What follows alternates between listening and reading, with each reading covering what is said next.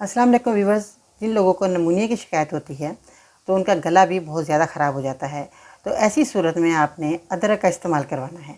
अदरक आपके पास ताज़ा होनी चाहिए, इसके छोटे छोटे टुकड़े काट लें और उसके बाद आपने आधी चम्मच अदरक के टुकड़े और शहद 1 चम्मच इसके अंदर मिक्स करें। मरीज़ को रात के टाइम चटाकर सुला दें और साथ में उनके कहें भाप भी लें। भाप आप समझ रहे होंगे कि एक पतीली में पानी डाल दें और उसके अंदर आपने 3 से 4 लौंग डाल देनी है।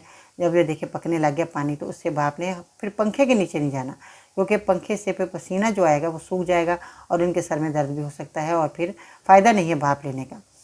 तो आपने पंखा बंद करवा देना है थोड़ी देर के, जब तक पसीना खुश्क हो जाए फिर आप पंखा चला सकते हैं, क्योंकि गर्मी का मौसम बहुत ज़्यादा होता है जब तो पंखे में लोग फ़ौरन आ जाते हैं, या सर्दी के मौसम में बहुत ज़्यादा ठंडी हवा मुँह पे लगती है, उससे भी मसला बिगड़ सकता है। इसलिए आपने नमूनिया को ख़त्म करना है तो मेरी इन बातों पर ज़रूर अमल करना है। जब आपने शहद मिलाकर मरीज़ को दे दिया, भाप भी ले ली, तो आपने एक परहेज़ ज़रूर करना है, वो है खट्टी चीज़ें।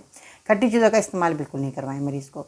नुस्खे के तौर पर जो मैं आपको बताऊंगी वो है नौशादर, जिसमें आपने दवाई तैयार करनी है।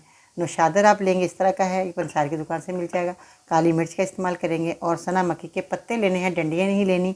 और आपने अदरक की सूखी हुई सौंठ का इस्तेमाल करेंगे। अब कितनी क्वांटिटी में आपने दवाई को तैयार करना है। सौंठ 50 ग्राम लेंगे, नौशादर 30 ग्राम, सना मक्खी 80 ग्राम, काली मिर्च 10 ग्राम।